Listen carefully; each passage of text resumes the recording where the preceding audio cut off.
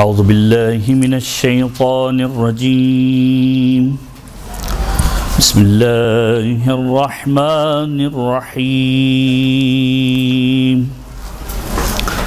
الحمد لله رب العالمين الحمد لله كما هو أهله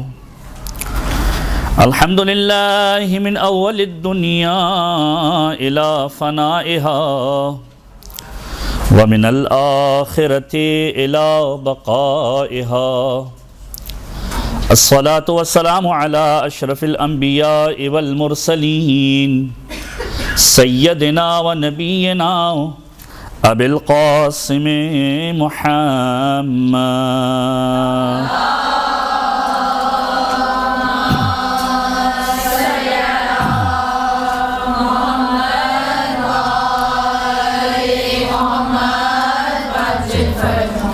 وعلى أهل بيته الطيبين الطاهرين المعصومين المظلومين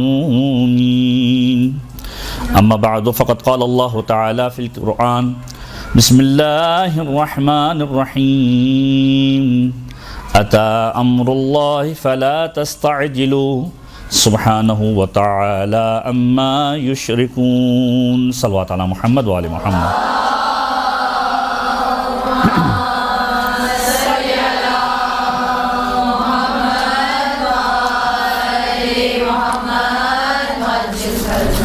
قرآن محترم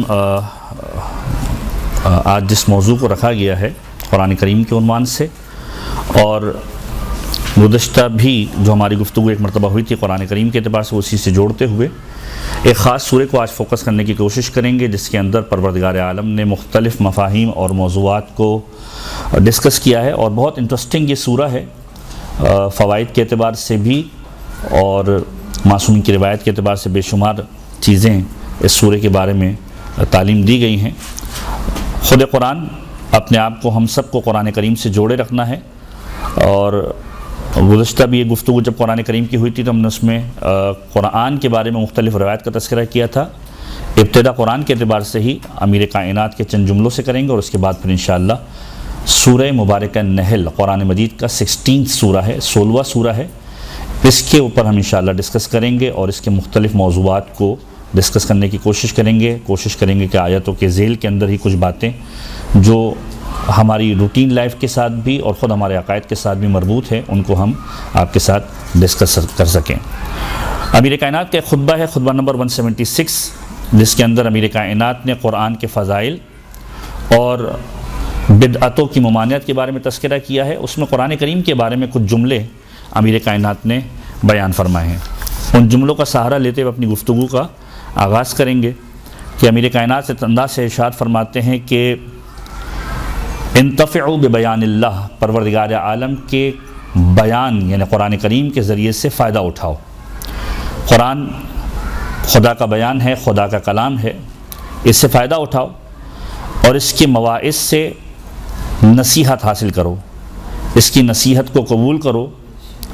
اور اس نے واضح بیانات کے ذریعے تمہاری ہر معذرت کو ختم کر دیا ہے۔ یعنی بہت امپورٹنٹ بات ہے، لاسٹ ٹائم بھی ہم نے تذکرہ کیا تھا کہ قرآن کریم کے اندر جتنی بھی چیزیں ہیں اس میں یا تو پروردگار عالم پیغام دے رہا ہے، یا گزشتہ قصوں کا تذکرہ کر رہا ہے، یا عذاب کا تذکرہ کر رہا ہے۔ بہت ساری ایسی چیزیں ہیں جو لوگوں کے لیے عبرت ہے۔ اب امیر کائنات کے جملے کی لطافت کو اگر ہم محسوس کر سکیں کہ اس نے قرآن نے ہر چیز کو اتنا واضح بیان کر دیا ہے کہ اب انسان کے پاس کوئی عذر باقی نہیں ہے، کوئی ایکسکیوز باقی نہیں ہے۔ قرآن نے واضح بیانات کے ذریعے سے تمہارے ہر عذر کو ختم کر دیا ہے، تم پر حجت کو تمام کر دیا ہے، تمہارے لیے اپنے محبوب اور ناپسندیدہ تمام اعمال کی وضاحت کر دی ہے۔ کیا خدا کو پسند ہے، کیا خدا کو پسند نہیں ہے، کون سا عمل اچھا ہے، کون سا عمل برا ہے، پروردگار کس کو پسند کرتا ہے، پروردگار کی بارگاہ میں کون سا قبیح ترین فعل ہے، ساری کی ساری چیزوں کی قرآن کے اندر وضاحت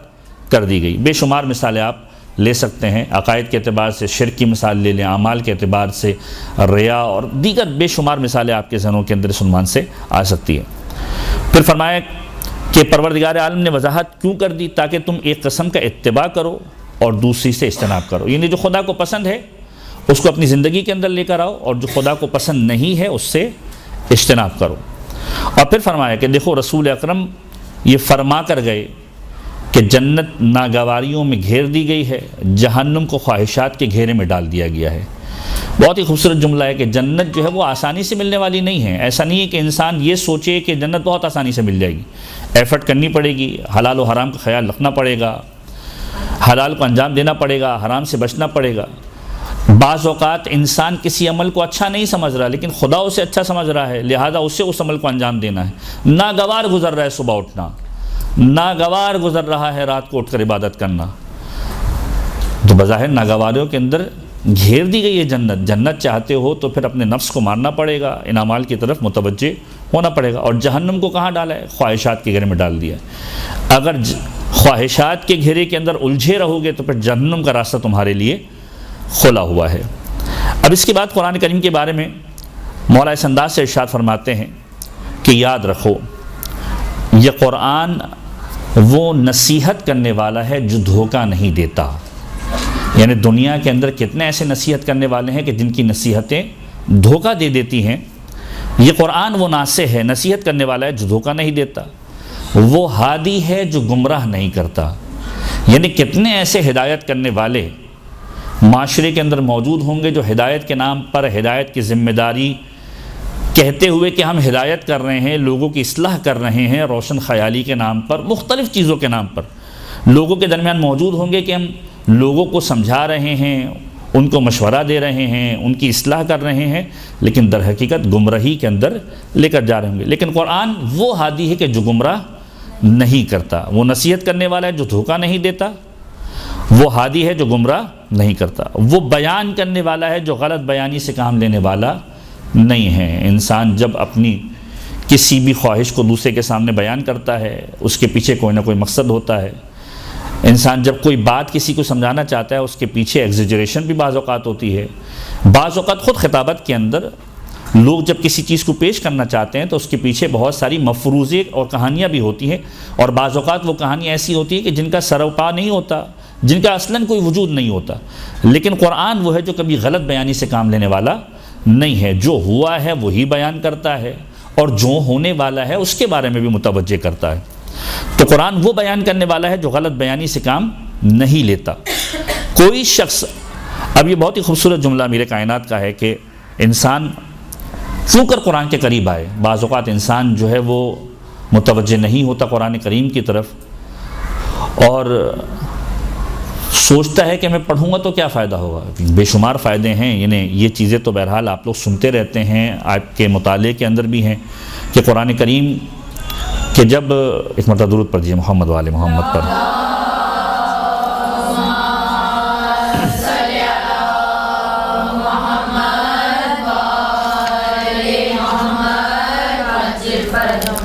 کہ جس گھر کے اندر قرآن کریم کی تلاوت ہوتی ہے، پروردگار عالم وہاں سے شیاطین کو دور کر دیا کرتا ہے، اشرار کو دور کر دیا کرتا ہے۔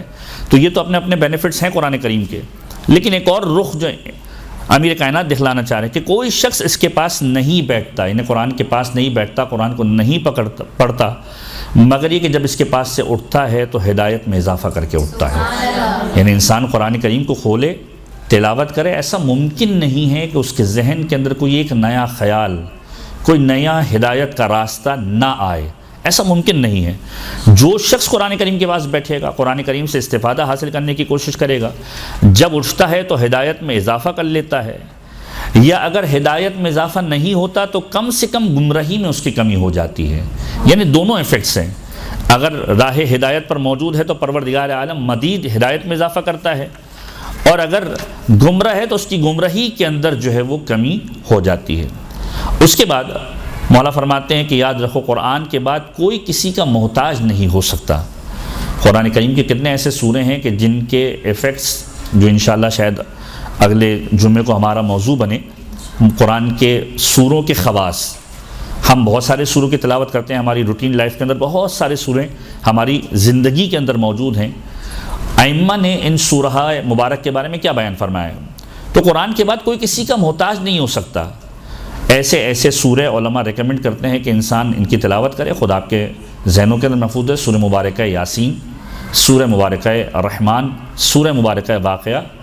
پیغمبر کے اصحاب کے واقعات موجود ہیں، کہ میں نے اپنے گھر کے اندر فقر نہیں دیکھا جب سے میں اس سورہ کی تلاوت کرتا ہوں۔ کوئی کسی کا محتاج نہیں ہو سکتا، اور قرآن سے پہلے کوئی بے نیاز نہیں ہو سکتا۔ ایسا نہیں ہے کہ قرآن اس کی زندگی میں نہیں ہے تو وہ یہ سمجھے کہ میں بے نیاز ہوں، نہیں، قرآن کے بغیر کوئی بے نیاز بھی نہیں ہو سکتا۔ اپنی بیماریوں میں سے اس سے شفا حاصل کرو، قرآن کریم سے شفا حاصل کرو، اپنی مصیبتوں میں اس سے مدد مانگو، اگر کوئی پریشانی کے اندر ہو قرآن کریم سے مدد مانگو، کہ اس قرآن کے اندر بدترین بیماری جو امیر کائنات کی نگاہ کے اندر امیر کائنات فرما رہے ہیں، بدترین بیماری کفر و نفاق یعنی منافقت اور کفر اور گمراہی اور بے راہ روی کا علاج بھی موجود ہے۔ کفر کا علاج بھی موجود ہے، بے راہ روی کا علاج بھی موجود ہے، منافقت کا علاج بھی موجود ہے۔ تو پس قرآن کے ذریعے سے خدا سے سوال کرو، اس کی محبت، قرآن کی محبت کے وسیلے سے اس کی طرف رخ کرو کہ پروردگار عالم کی بارگاہ میں یہ وہ شفاعت کرنے والا ہے کہ جس کی شفاعت قبول کی جائے گی، یہ ایسا بولنے والا ہے کہ جس کی بات تصدیق شدہ ہے، اور جس کے لیے قیامت میں روز قیامت قرآن سفارش کر دے، پروردگار اس کے حق میں شفاعت کو قبول کرے گا۔ یہ قرآن ہے کہ جس کے عیب کو قرآن بیان کرے وہ تصدیق شدہ ہے۔ روز قیامت ایک منادی آواز دے گا کہ ہر کھیتی کرنے والا اپنی کھیتی اور اپنے عمل کے انجام میں مبتلا ہے، لیکن جو اپنے دل میں قرآن کا بیج بونے والے تھے وہ کامیاب ہیں۔ تو در حقیقت اپنے دلوں کے اندر قرآن کریم کا بیج بونا ہے، قرآن سے اپنے آپ کو مربوط رکھنا ہے۔ پھر فرمایا لہذا تم لوگ انہی لوگوں میں سے اور قرآن کی پیروی کرنے والوں میں شامل ہو جاؤ کہ پروردگار عالم کی بارگاہ میں روز قیامت فریب کھانے والے لوگوں کی طرح شمار نہ کیے جاؤ۔ تو قرآن کریم سے استفادہ ہم سب کو کرنا ہے، اور قرآن کریم کے سورہ مبارک کے اعتبار سے جیسا کہ ہم نے عرض کیا کہ سورہ مبارک نحل قرآن مجید کا 16واں سورہ ہے، اور اس سورہ کے اعتبار سے آج انشاءاللہ ہم کسی حد تک گفتگو کریں گے اور کچھ مفاہیم کو بیان کرنے کی کوشش کریں گے۔ ایک مرتبہ درود پڑھ دیجئے محمد والے محمد پر۔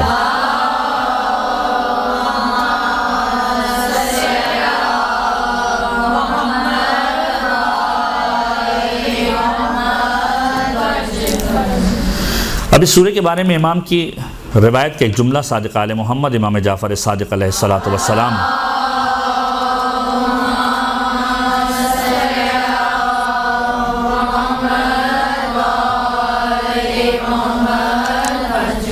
اور پیغمبر کی بھی روایت کا جملہ کہ من قرأہا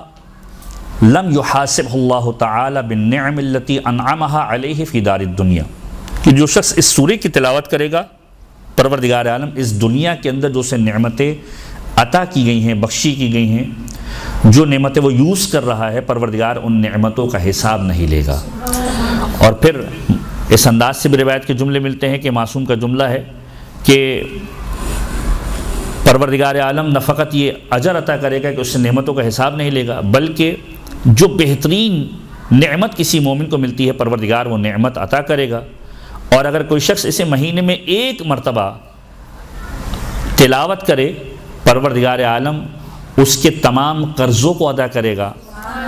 اور 70 قسم کی بلاؤں کو اس سے دور کرے گا، 70 قسم کی بلاؤں کو، 70 قسم کی بیماریوں کو اس سے دور کرے گا،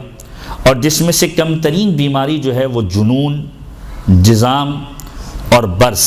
یہ وہ بیماریاں ہیں جو معاشرے کے اندر انتہائی بدترین تصور کی جاتی ہے۔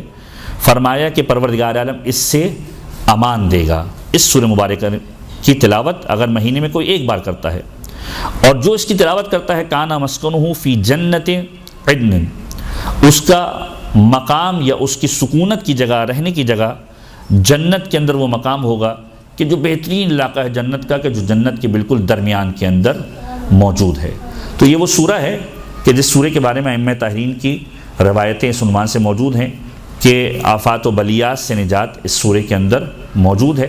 اور بعض علماء اس کو اس انداز سے بھی ریکمنڈ کرتے ہیں کہ اگر کوئی شخص اپنی روزی کے اعتبار سے، رزق کی تنگی کے اعتبار سے پریشانی کے اندر مبتلا ہے تو روزانہ کی بنیاد پر اس سورہ مبارکہ نحل کی تلاوت کرے، اور پھر اس کے اثرات کو اپنی زندگی کے اندر ملاحظہ کرے۔ بے شمار مشاہدات لوگوں کے تجربات کے اندر ہیں کہ جو افراد اس سورہ مبارک کو اپنی زندگی کا روزانہ کی بنیاد پر حصہ بناتے ہیں۔ طویل سورہ ہے، کم و بیش 128 کے قریب اس کے اندر آیتیں موجود ہیں، 20 سے 25 سے 30 منٹ تلاوت کے اندر لگتے ہیں۔ بہت مشکل ٹاسک ہوتا ہے، بعض اوقات انسان سوچتا ہے 20 سے 25 منٹ تلاوت کرے، لیکن بہرحال کچھ پانے کے لیے کچھ وقت دینا پڑتا ہے۔ اور خود یہ تو وہ نصیحت کرنے والا ہے کہ جو دھوکہ بھی نہیں دیتا، اس کے پاس بیٹھنے سے علم میں بھی اضافہ ہوتا ہے، ہدایت میں بھی اضافہ ہوتا ہے۔ تو اگر کسی کے ذہن میں یہ شبہ آئے کہ اتنی بڑی تلاوت، تو اس کے بعد یہ بھی دیکھے کہ پروردگار عالم اس کے بدلے میں عطا کیا کرنے والا ہے۔ سورہ مبارکہ النحل ابتدا ہم کرتے ہیں، اور ابتدائی آیات کے ذریعے سے جو پیغام ہم لے سکتے ہیں اس کو ہم ڈسکس کریں۔ بسم اللہ الرحمن الرحیم۔ اتی امر اللہ فلا تستعجلوہ سبحانہ وتعالی عما یشرکون، ينزل الملائکۃ بالروح من امرہ علی من یشاء من عبادہ ان انذروا انہ لا الہ الا انا فاتقون۔ پروردگار عالم کا حکم آ چکا، حکم خدا پہنچ گیا، اس کے لیے جلدی نہ کرو۔ خدا اس سے منزہ و برتر ہے کہ اس کے لیے کسی کو شریک قرار دیا جائے، شریک نہ ٹھہرانا خدا کا حکم آ چکا۔ یہ جو قرآن اس کی پہلی آیت ہے، اتی امر اللہ فلا تستعجلوا، کہ امر پروردگار آ گیا، عجلت سے کام نہ لو۔ امر پروردگار کیا ہے؟ دوسری آیت میں کہا کہ ينزل الملائکۃ بالروح، پروردگار عالم نے نازل کیا ہے ملائکہ کو روح کے ساتھ، من امر، اپنے امر کے ساتھ، علی من یشاء من عبادہ، جس پر چاہے اپنے بندوں میں سے پروردگار عالم نازل کرتا ہے ملائکہ کو روح اور امر کے ساتھ، کہ وہ یہ پیغام دیں کہ لوگوں کو ڈراؤ اور یہ بتاؤ کہ خدا کے علاوہ کوئی معبود نہیں ہے، اور خدا کے حکم کی مخالفت سے پرہیز کرو، یعنی باتقویٰ بن جاؤ۔ امر پروردگار، تفاسیر کے اندر اس کے بارے میں 4 جملے یا 4 تعبیرات استعمال کی گئی ہیں کہ امر پروردگار سے کیا مراد ہے، خصوصاً اس سورہ کے اعتبار سے۔ ورنہ اگر قرآن کریم کے اندر امر اور روح، ان 2 ورڈنگز کو نکالنے کی کوشش کریں گے تو بے شمار آپ کو تعبیرات ملیں گی، اور بعض اوقات ایسا لگے گا کہ امر بھی وہی ہے، روح بھی وہی ہے۔ جیسے قرآن کریم کے اندر غالباً سورہ مبارکہ روم کے اندر یا کسی اور مقام پر پروردگار عالم اس انداز سے ارشاد فرماتا ہے کہ یسألونک عن الروح قل الروح من امر ربی، کہ اے حبیب تم سے سوال کیا جاتا ہے روح کے بارے میں، کہہ دو کہ روح جو ہے وہ امر پروردگار ہے۔ تو انہیں بعض اوقات روح اور امر کو بالکل ساتھ ساتھ اس عنوان سے استعمال کیا کہ ایک ہی معنی ہے، اور بعض اوقات امر پروردگار اور روح کو الگ الگ طریقے سے استعمال کیا۔ تو قرآن کہہ رہا ہے کہ اتی امر اللہ فلا تستعجلوا، امر پروردگار، حکم پروردگار آ گیا، فلا تستعجلوا۔ یہ امر پروردگار کیا ہے؟ تفاسیر کے اندر کم و بیش 4 قسم کے احتمالات اس امر کے اعتبار سے بیان کی جاتے ہیں۔ پہلی چیز، حکم خدا آ گیا، مطلب کیا کہ پروردگار عالم جن احکامات کو بنی نوع انسانیت تک پہنچانا چاہتا تھا وہ پروردگار عالم نے بیان کر دی۔ توحید پرستی کرو، خدا کو مانو، شرک نہ کرو، کیا چیز خدا کو پسندیدہ ہے، کیا چیز خدا کو پسندیدہ نہیں ہے، کیا اچھائی ہے، کیا برائی ہے، یہ سارے کے سارے احکامات جو ہے وہ خداوند متعال کی طرف سے آ گئے۔ خدا کا شریک نہ بنانا، پہلا احتمال یہ ہے کہ وہ حکم جو پروردگار عالم پہنچانا چاہتا ہے، احکام کے اعتبار سے، عقائد کے اعتبار سے، جس بھی اعتبار سے انسان اپنے آپ کو ترقی کی جانب لے کر جا سکے، اور جو احکامات اس کی زندگی کے لیے ضرورت ہے، پروردگار عالم نے ان تمام احکامات کو اس تک پہنچا دیا۔ دوسرا احتمال کہ عذاب خدا کے بارے میں پروردگار عالم تذکرہ کر رہا ہے، کیونکہ اس کے اگلا جملہ ہے کہ پروردگار اس سے پاک و منزہ ہے، اس کا شریک نہ بناؤ، خدا سے ڈرو۔ تو ایک ایسی قوم کو مخاطب کیا جا رہا ہے کہ دیکھو پروردگار عالم کا عذاب تم پر آ جائے گا، عجلت سے کام نہ لو۔ پروردگار عالم نے جو وقت مقرر لکھا ہوا ہے اس کے عذاب کے لیے وہ آئے گا۔ یہ گزشتہ قوموں کا طریقہ کار ہوتا تھا کہ انبیاء ما سبق کو آ کر تنگ کیا کرتے تھے۔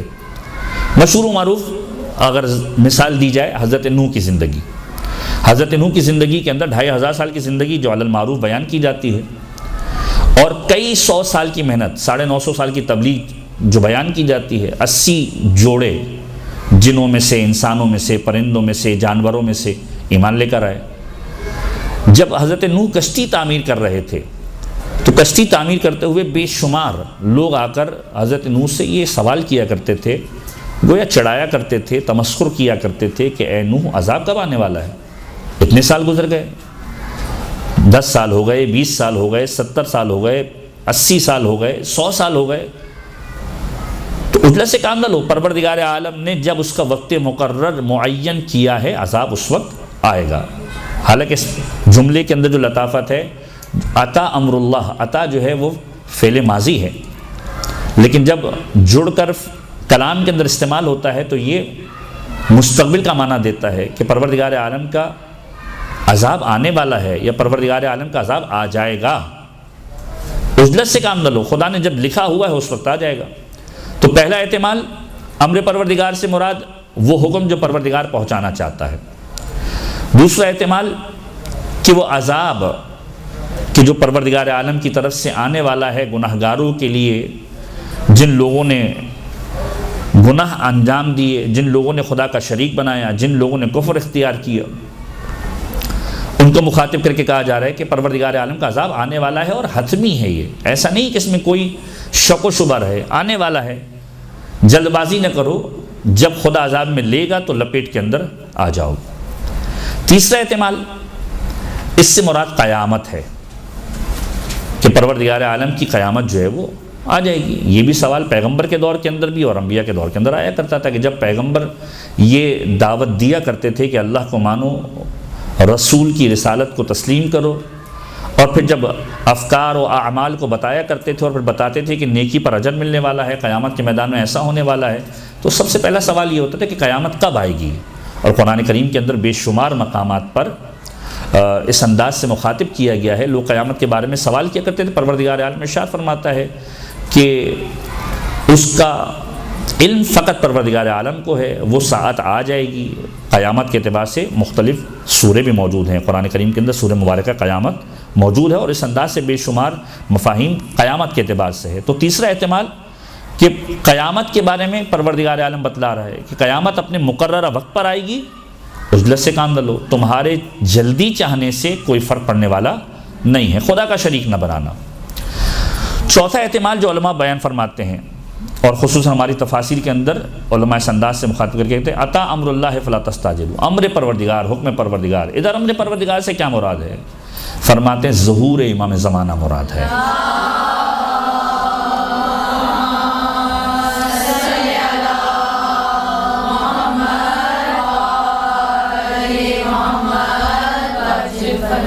کہ ظہور امام زمان ہونے والا ہے، عجلت سے کام نہ لو۔ امام زمانہ کے اعتبار سے امر اور روح ایک خاص تعلق نظر آتا ہے۔ اب اگر ان آیتوں کے اندر ایک اچھا ہم جس کو کہتے ہیں کہ استعارہ استعمال کرنے کی کوشش کریں کہ امام زمانہ کے بارے میں یہ چوتھا احتمال کہ ظہور امام زمان یہ پروردگار عالم کا حکم ہے، عجلت سے کام نہ لو۔ ہم یہ سمجھتے ہیں کہ ہماری جلد بازی کی وجہ سے امام زمانہ کا ظہور ہو جائے گا، خام خیالی ہے۔ یقینی طور پر ہمارے اعمال کا ایفیکٹ ہے اپنی جگہ پر، گناہ نے ہمارے آنکھوں کے سامنے حجاب ڈال دیے ہیں کہ ہم امام زمانہ کی زیارت نہیں کر سکتے، ان کے کلام کو نہیں سن سکتے، اور یہی شکوہ ہم دعائیں ندبہ کے اندر کرتے ہیں۔ روز جمعہ ہے، امام زمانہ کا دن ہے، اور اچھا ہو گیا کہ امام زمانہ کا تذکرہ اس عنوان سے ہمارے لبوں پر آ گیا کہ ہم کہتے ہیں کہ مولا یہ آنکھیں دنیا کی ہر رنگینی کو دیکھ سکتی ہیں، لیکن نہیں دیکھ سکتی تو آپ کے چہرہ اقدس کو نہیں دیکھ سکتی۔ دنیا کی ہر آواز کو سن سکتی ہے، لیکن اگر نہیں سن سکتی تو آپ کے جواب سلام کو نہیں سن سکتی۔ کس قدر شاق ہے یہ ہم پر کہ دنیا کی ہر نعمت کو محسوس کر سکتے ہیں، فرزند زہرا کا دیدار نہیں کر سکتے۔ تو ظہور امام زمان، اگر کوئی یہ تصور کرتا ہے کہ ہمارے کرنے سے جلدی ہو جائے گا، کسی حد تک صحیح ہے، لیکن بالکل ایسا بھی نہیں ہے کہ فقط ڈیپینڈنٹ ہو آج ساری چیزیں ہم پر۔ یہ پروردگار عالم کا ایک نظام ہے۔ روایت یوں بھی ملتی ہیں کہ انسان انتظار کر کر کے تھک جائے گا، مایوس ہو جائے گا، اور امام زمانہ کے ظہور کے انتظار کرتے کرتے دنیا سے رخصت ہو جائے گا۔ اور پھر اس انداز سے روایت ملتی ہے کہ کوئی اگر یہ سمجھتا ہے کہ اتنے سارے ظلم ہو جائیں گے اور پھر یوں ہوگا، اگرچہ کہ روایت اس انداز سے ملتی ہیں، لیکن اگر کوئی تصور کرتا ہے کہ ایسا ہی ہوگا تو یاد رکھو یہ پروردگار عالم کی مشیت ہے۔ پروردگار چاہے تو ایک لمحے کے اندر امام زمانہ کے ظہور کے لیے سارے کے سارے مراحل کو آسان فرما دے۔ تو یہ ساری کی ساری چیزیں روایتوں کے اندر ملتی ہے۔ تو جو چوتھا احتمال ہے وہ ظہور امام زمان کا ہے۔ اب یہاں پر ایک چیز کی طرف متوجہ کرنا چاہ رہا ہوں، امر پروردگار اور روح۔ انسان مرکب ہے دو چیزوں کا۔ یہاں امام زمانہ کے وجود کے اعتبار سے، امام زمانہ کے استفادے کے اعتبار سے، یہ اکثر و بیشتر آپ نے خطیبوں سے سنا ہوگا، لیکن ایک چیز مفہوماً آپ کے ذہنوں کے اندر آئے تاکہ جب بھی امام زمانہ کے بارے میں غور کریں تو اس انداز سے بھی ایک زاویہ آپ کو نظر آئے۔ امر پروردگار اور روح، انسان مرکب ہے دو چیزوں کا، روح اور جسم۔ روح اور جسم۔ امام زمانہ کے اعتبار سے ذہن میں رکھیے گا کہ صادق آل محمد امام جعفر صادق علیہ الصلوۃ والسلام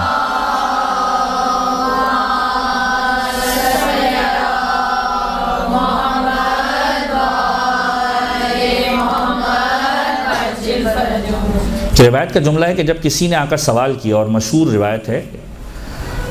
کہ یہ بتائیے کہ آپ کا قائم ہمیں کیسے فائدہ پہنچائے گا، جب بے شمار باتیں چھٹے امام نے کی کہ اس کے ذریعے سے رزق ملے گا، اس کے ذریعے سے برکت ملے گی، کائنات کی ہر شے اس کے وجود کا صدقہ ہے، امام نے اس انداز سے فرمایا کہ ہمارا قائم اس انداز سے تمہیں فائدہ دے گا جیسے بادلوں کے پیچھے چھپا ہوا سورج روشنی دیتا ہے، یہ بتاتا ہے کہ اندھیرا نہیں ہے۔ اگر اس مفہوم کو اپنے ذہن میں رکھے اور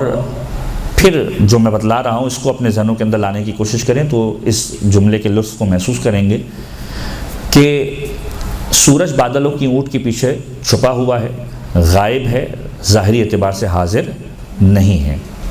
اب انسان کا جو وجود ہے وہ مرکب ہے روح اور جسم پر، یعنی دو چیزیں ہیں جو روح اور جسم پر، یہ انسان ہے جو روح اور جسم کی صورت میں مجسم ہے۔ ایسا بھی نہیں کہ پورا کا پورا روح پہ ڈیپینڈنٹ ہے، ایسا بھی نہیں کہ پورا کا پورا جسم پہ ڈیپینڈنٹ ہے، کوئی ایسی چیز ہے جو اس کو جوڑ رہی ہے، اور وہ جوڑنے والی چیز کیا ہے؟ اگر فقط روح ہوتا تو ہوا میں تحلیل ہو جاتا، یہ فلسفے کی بحث ہے، اگر جسم ہوتا تو مٹی میں دھس جاتا، اس کے لیے فنا تھی۔ پروردگار عالم نے نہ روح کے ساتھ اس کو جوڑ دیا، نہ فقط جسم کے ساتھ جوڑ دیا، بلکہ ان دونوں کو جوڑنے کے لیے ایک چیز رکھی جس کا نام ہے نفس۔ یہ نفس انسان کو روح اور جسم کے ساتھ جوڑے رکھتا ہے، لہذا اگر کوئی نفس کی معرفت حاصل کر لیتا ہے تو پھر خدا تک پہنچ جاتا ہے۔ ایک تعبیر جو اس روایت کی جو آپ سنتے ہیں، من عرف نفسہ فقط عرف ربہ، جس نے اپنے نفس کو پہچان لیا اس نے خدا کو پہچان لیا۔ یعنی یہ وہ چیز ہے کہ جو انسان خود ہی تک یا اپنے آپ تک پہنچ جائے تو پروردگار عالم تک اپنے سفر کو طے کر لیتا ہے۔ تو اب روح اور جسم سے انسان کنسسٹ ہوا ہے۔ اب اگر سوال کیا جائے کہ یہ بتائیے کہ روح کی وجہ سے جسم زندہ ہے یا جسم کی وجہ سے روح زندہ ہے، آپ سے اگر میں سوال کروں کہ روح کی وجہ سے جسم زندہ ہے یا جسم کی وجہ سے روح زندہ ہے؟ روح کی وجہ سے جسم زندہ ہے۔ روح غائب ہے یا حاضر ہے؟ روح غائب ہے یا حاضر ہے؟ ظاہری اعتبار سے دیکھا جائے روح غائب ہے، جسم حاضر ہے۔ تو پہلی بات، جسم روح کی وجہ سے زندہ ہے، روح غائب ہے، جسم حاضر ہے۔ اب اگلا سوال یہ ہے کہ آیا غائب کی وجہ سے حاضر زندہ ہے یا حاضر کی وجہ سے غائب زندہ ہے؟ غائب کی وجہ سے حاضر زندہ ہے۔ تو اب اس جملے کو آپ اس جانب لے کر جائیے جو چھٹے امام نے کہا کہ ہمارا قائم غیبت کے اندر اس انداز سے ہوگا کہ بادلوں کے پیچھے چھپا ہوا ہوگا اور اس کا وجود فائدہ دے رہا ہوگا، یعنی ایک غائب ہے جو تمام حاضروں کو زندگی دے رہا ہے۔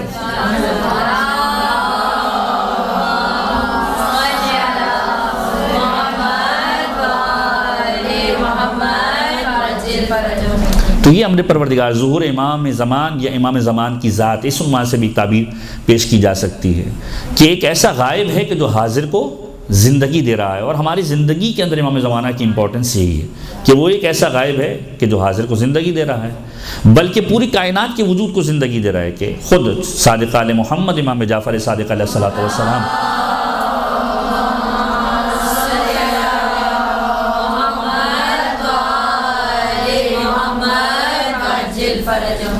بندہ مومن کی تعریف کے لیے امام نے ایک روایت ارشاد فرمائی، بہار الانوار کے اندر بھی روایت موجود ہے اور دیگر مقامات پر بھی روایت موجود ہے کہ اگر روئے زمین پر کوئی شخص موجود نہ ہو، دو افراد موجود ہوں، پروردگار عالم کی کائنات کا نظام باقی رہتا ہے، ایک امام وقت کی ذات اور ایک بندہ مومن کی ذات، یعنی دو افراد ایسے ہیں کہ جن کے سبب پروردگار عالم اس پوری کائنات کے نظام کو باقی رکھتا ہے۔ تو خود امام زمان کا وجود ظاہری اعتبار سے غیبت کے اندر ہے، یہ غیبت کے اندر بیٹھا ہوا وجود پوری بنی نوع انسانیت کے لیے باعث برکت ہے، انہیں زندگی دے رہا ہے۔ تو ایک غائب ہے جو حاضر کو زندگی دے رہا ہے۔ اب اگر اور بڑھ جائیں آگے کہ قرآن کریم میں جیسے کہ میں نے کہا کہ امر کو روح سے بھی تعبیر کیا گیا، روح کو امر سے بھی تعبیر کیا گیا۔ اب اگر تھوڑا اور آگے بڑھ جائیں کہ ہم اپنی زندگی کے اندر افکار کو انجام دیتے ہیں، جسم کا ایک کنیکشن ہے روح کے ساتھ، جب تک یہ کنیکشن روح کے ساتھ ہے یہ جسم، یہ اعضاء و جوارح کام کر رہے ہیں، اور جب یہ کنیکشن ٹوٹ جائے گا تو یہ کام کرنا چھوڑ دیں گے۔ مثلا فرض کیجئے میرا ہاتھ ہے، اس ہاتھ کے اندر مختلف انگلیاں ہیں، ایک انگلی کو اگر میں کاٹ دوں، قطع کر دوں اور پھینک دوں تو آیا اب اس کٹی ہوئی انگلی کے اندر کوئی رمق باقی ہے یا زندگی باقی ہے؟ کوئی زندگی باقی نہیں۔ جب تک یہ روح کے ساتھ جڑی ہوئی تھی ورکنگ کر رہی تھی، جب یہ روح سے کٹ گئی تو اس نے ورکنگ کرنا چھوڑ دیا۔ تو اگر اسی روح کو امر سے تعبیر کیا جائے تو جب تک ہماری زندگی کے اندر امام زمانہ کی ذات سے کنیکشن موجود ہے یہ کردار کام کرتا رہے گا، اور جس دن یہ کردار امام زمانہ سے کٹ گیا تو اس کردار کے اندر کوئی رمق باقی نہیں رہے گی۔ امر اور صاحب امر کا ایک تعلق ہونا چاہیے جو ہماری زندگی کے اندر اس عنوان سے ہو کہ اپنی زندگی کے اندر امام زمانہ کے وجود کو ہم محسوس کر سکیں۔ تو ابتدائی دو آیتوں کے اندر جو ہم نے ڈسکس کیا کہ امر پروردگار 4 احتمالات ہیں۔ پہلا احتمال عذاب خدا یا حکم خدا، دوسرا احتمال عذاب خدا، تیسرا احتمال قیامت، اور چوتھا احتمال ظہور امام زمان یا خود امام زمانہ کی ذات اقدس۔ اب اس کے بعد تیسری آیت کے اندر اگر ہم تھوڑا غور کرنے کی کوشش کریں تو پروردگار عالم نے اپنی خلقت کے بارے میں بیان کرنا شروع کیا ہے، اور خلقت کو اس انداز سے بیان فرمایا کہ خلق السماوات والارض بالحق تعالی عما یشرکون، کہ اس نے آسمان و زمین کو حق کے ساتھ پیدا کیا اور وہ اس سے بالا تر ہے کہ اس کے لیے کسی کو شریک بنائے۔ یعنی اگر غور کیجیے تو بار بار یہ کہا جا رہا ہے کہ اس کا شریک نہ بنانا۔ خلق الانسان من نطفۃ فاذا هو خصیم مبین، کہ ہم نے انسان کو ایک قطرے سے پیدا کیا، ایک نطفے سے پیدا کیا، فاذا هو خصیم مبین۔ یہاں پر ہم اپنی گفتگو میں پہلے مرحلے پر رکیں گے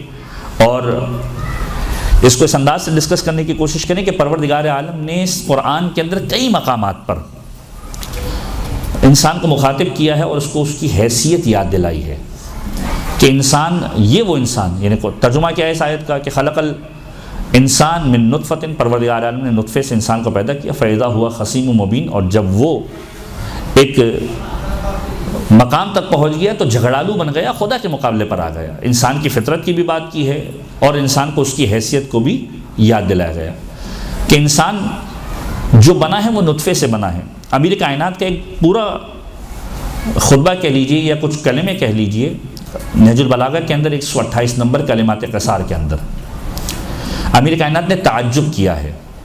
کچھ خاص لوگوں کے اوپر، بخیل کے اوپر، اور پھر جملہ کہا کہ میں تعجب کرتا ہوں ان لوگوں پر بھی جو خدا کی ذات کے اندر شک کرتے ہیں، میں تعجب کرتا ہوں ان پر کہ جو قیامت کے بارے میں شک کرتے ہیں۔ اسی میں ایک جملہ مولا نے کہا ہے، اور اس سے ملتے جلتے کئی جملے مولا متقیان کے نہج البلاغہ کے کلمات قصار کے اندر بھی موجود ہے، اور ائمہ تحریم کی روایتوں کے اندر بے شمار جملے ایسے آپ کو ملیں گے۔ خود قرآن کریم نے اس کو بہت زیادہ ایڈریس کیا ہے۔ جو مین پوائنٹ ہے اس آیت کے سمجھانے کے لیے کہ انسان کو پروردگار عالم نے نطفے سے بنایا، ایک نجس شے سے۔ یہ انسان اپنے آپ کو جب کچھ سمجھتا ہے تو جھگڑالو بن جاتا ہے، متکبر بن جاتا ہے، اس کی مذمت کی گئی ہے۔ سورہ مبارک طارق کے اندر یہ فرمایا خلق من ماء دافق، ایک اچھلنے والے پانی سے تمہیں بنایا۔ اسی انداز سے اور مقامات پر بھی اسی انداز سے پروردگار عالم نے ایڈریس کیا۔ وجہ کیا ہے کہ انسان اپنی حیثیت کی جانب نگاہ کرے کہ انسان تھا کیا، ہے کیا اور ہونے کیا والا ہے۔ امیر کائنات یہ جملہ ارشاد فرماتے ہیں کہ عجبت للمتکبر کان بالامس نطفۃ ویکون غدا جیفۃ، کہ مجھے تعجب ہے اس شخص کے اوپر، اس شخص کے حال پر کہ جو تکبر کرتا ہے، اپنے آپ کو بڑا سمجھنے لگتا ہے۔ کان بالامس نطفۃ، کل کچھ نہیں تھا تو کیا تھا؟ نطفہ تھا۔ وَيَكُونُ غَدًا جِيفَةً، اور اگر کچھ بننے والا ہے تو کیا بننے والا ہے؟ کچھ نہیں بننے والا، مردار بننے والا ہے۔ جس کی ابتدا نجس ہو، جس کی انتہا نجس ہو، اسے تکبر کرنے کا اختیار کس نے دے دیا؟ تو انسان کو بار بار پروردگار عالم نے اپنی حیثیت کی جانب متوجہ کیا ہے قرآن کریم کے اندر۔ پھر اس کی صفات کے بارے میں بیان کیا ہے کہ یہ عجلت کرتا ہے، جب اسے نعمتیں ملتی ہیں تو یہ کہتا ہے کہ یہ میرے سبب سے ہیں۔ جب امتحان ہوتا ہے تو کہتا ہے پروردگار عالم نے مجھے آزمائش کے اندر ڈال دیا۔ در حقیقت اسی سورہ مبارکہ نحل کے اندر آگے موضوعات کے اندر اس انداز سے بھی پروردگار عالم ارشاد فرمائے گا کہ انسان جو بھی اچھائی انجام دے رہا ہے وہ پروردگار عالم کی توفیق کی وجہ سے ہے، اور جو برائی کی جانب جا رہا ہے پروردگار عالم نے ارادے کی توفیق اسے دی ہے، عمل اس کے اوپر چھوڑا ہے۔ اور جب عمل کے اندر وہ پروردگار عالم کے مقابلے میں سرکش ہو کر آتا ہے تو عمل کا ذمہ دار وہ خود ہے، اس عمل کی ذمہ داری پروردگار عالم کی ذات پر نہیں ہے۔ جو برائی کرتا ہے وہ خود اپنے ساتھ برائی کرتا ہے۔ تو انسان کو بار بار یاد دلایا گیا کہ اپنی حیثیت اور اپنی اصل کی جانب غور کرتے رہنا کہ تم پہلے کیا تھے اور جب بن جاؤ گے تو کیا بن جاؤ گے۔ اسی لیے خود پروردگار عالم نے جو انسان کی گویا خلقت ہے اس کے اندر کچھ ایسی چیزیں رکھی ہیں کہ انسان متوجہ ہو اور اپنی جانب خود نگاہ کرے۔ نہج البلاغہ غالباً 11 یا 12 نمبر کا کلمات قصار کے اندر جملہ، امیر کائنات فرماتے ہیں اعجبوا لہذا الانسان، اس انسان پر تعجب کرو، یتکلم بلحم یسمع بعزم ینظر بشحم ویتنفس بخرم، اس انسان کے حال پر تعجب کرو، یہ بولتا ہے تو گوشت کے لوتھڑے سے بولتا ہے، یہ دیکھتا ہے تو چربی سے دیکھتا ہے، یسمع بعزم سنتا ہے تو ہڈی سے سنتا ہے، اور یتنفس بخرم سوراخوں کے ذریعے سے سانس لیتا ہے۔ یعنی وہ چیزیں جو انسان اپنی زندگی کے اندر بعض اوقات پسند نہیں کرتا، مثلا گوشت کا ایک چھوٹا سا ٹکڑا، زبان جو ہے وہ گوشت کا ٹکڑا ہے، اس کے سامنے لا کر رکھ دی جائے کہ بھئی یہ کھاؤ، 10 مرتبہ منہ بنائے گا۔ کوئی آدم خور انسان ہو تو شاید بات الگ ہو، لیکن بہرحال انسان کا مزاج بن گیا ذائقہ دار چیزوں کے اعتبار سے پسند نہیں کرے گا کہ گوشت کا ٹکڑا اس کے سامنے رکھا جائے اور اس کو ہاتھ بھی لگائے، اس کے لیے کراہیت ہو جاتی ہے بعض اوقات کہ گوشت اس انداز سے پڑا ہوا ہے۔ اسی انداز سے ینظر بشحم چربی کے ٹکڑے سے دیکھتا ہے، یہ آنکھ کیا ہے؟ چربی کا ٹکڑا ہے، چربی کے ٹکڑے سے دیکھ رہا ہے، چربی سامنے لا کے رکھی جائے عیب سمجھتا ہے اپنے آپ کے لیے کہ یہ کیا ہے۔ یسمع بعزم ہڈی سامنے لا کر رکھ دی جائے غصے ہو جائے گا اور برداشت بھی نہیں کر پائے گا کہ یہ ہڈی میرے کھانے کے لیے نہیں ہے، یہ میرے لیے نہیں ہے۔ یسمع بعزم اسی ہڈی کے ذریعے سے سنتا ہے کہ اس ہڈی کو پروردگار عالم نے خلقت میں اس انداز سے فٹ کیا ہوا ہے کہ اس کے بغیر سن نہیں سکتا۔ یتنفس بخرم سوراخوں کے ذریعے سے سانس لیتا ہے، کچھ لمحوں کے لیے اگر یہ بند ہو جائیں تو انسان کا سانس دینا محال ہو جائے، نظام تنفس برباد ہو جائے۔ لہٰذا اپنی خلقت کے اوپر جب بھی غور کرے گا تو انسان اس نتیجے پر پہنچے گا کہ مجھے تکبر کرنے کا اختیار نہیں ہے، بلکہ یہ وہ وجود ہے کہ جو وجود آن بآن لمحہ بلمحہ پروردگار عالم کی شکر گزاری کے لیے بنایا گیا ہے کہ پروردگار عالم نے مجھے اس انداز سے خلق کیا کہ میں بار بار اس کا شکر ادا کروں کہ پروردگار تیری خلقت واقعاً بہترین ہے، تو احسن تقویم پر خلق کرنے والا ہے۔ تو انسان کو اس کی حیثیت کے بارے میں پروردگار عالم نے متوجہ کیا ہے کہ خلق الانسان من نطفۃ، ہم نے ایک نطفے سے انسان کو پیدا کیا، فاذا ہوا خصیم مبین، اور وہ انسان یکایک جھگڑالو بن گیا، خداوند متعال کے مقابلے پر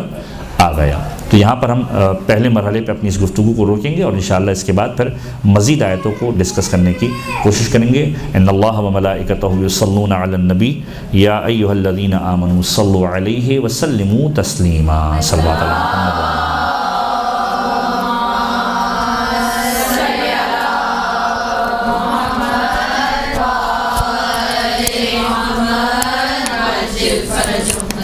اعوذ باللہ من الشیطان الرجیم، بسم اللہ الرحمن الرحیم، الحمد لأہلہ والسلام علی اہلہا۔ گفتگو کو آگے بڑھاتے ہوئے اس انداز سے کنکلوڈ کرنے کی کوشش کریں گے کہ جو اب تک ہم نے بات کی، سورہ مبارکہ النحل قرآن کریم کا 16واں سورہ ہے، اور اس کے اندر جو ابتدائی آیتوں کے اندر ہم نے ڈسکس کیا کہ امر پروردگار، 4 احتمالات جو بیان کیے گئے، ظہور امام زمان، عذاب، قیامت، حکم پروردگار، اور پھر انسان کی خلقت کا تذکرہ پروردگار عالم نے کیا اور انسان کو یہ بتلایا کہ اس کی اپنی حیثیت کیا ہے، کہ انسان جب بھی یہ سوچے کہ میں کچھ ہوں تو اسے یہ معلوم ہو کہ پہلے کیا تھا اور اس کا نتیجہ کیا ہونے والا ہے۔ سورہ مبارکہ نحل کے اعتبار سے اس بات کو ذہن میں رکھیے گا کہ نحل کہتے ہیں شہد کی مکھی کو۔ ائمہ طاہرین کی روایتوں کے اندر کچھ روایتیں نحل کے عنوان سے بھی موجود ہیں جو مومن کے اعتبار سے ڈسکس کی گئی ہیں، اور جو روایتوں کا متن ہے اس میں کہا گیا کہ مومن اپنے آپ کو اپنے اطراف سے دشمنوں سے اس طریقے سے سنبھال کر رکھے جیسے کہ شہد کی مکھی اپنے آپ کو رکھتی ہے۔ اب اس کے اندر کیا پیغام ہے یا کیا مطلب پوشیدہ ہے، اس کی طرف سے میں تذکرہ کروں اور روایت کے جملے آپ کی سماعتوں کی نظر کروں تاکہ اندازہ ہو کہ امام معصوم نے کس انداز سے اس کو بیان کیا ہے۔ یہ روایت خود بہار الانوار کے اندر موجود ہے اور شیخ الہنی نے بھی اس کا تذکرہ کیا ہے کہ ابن ابی یافور چھٹے امام صادق آل محمد امام جعفر صادق علیہ الصلوۃ والسلام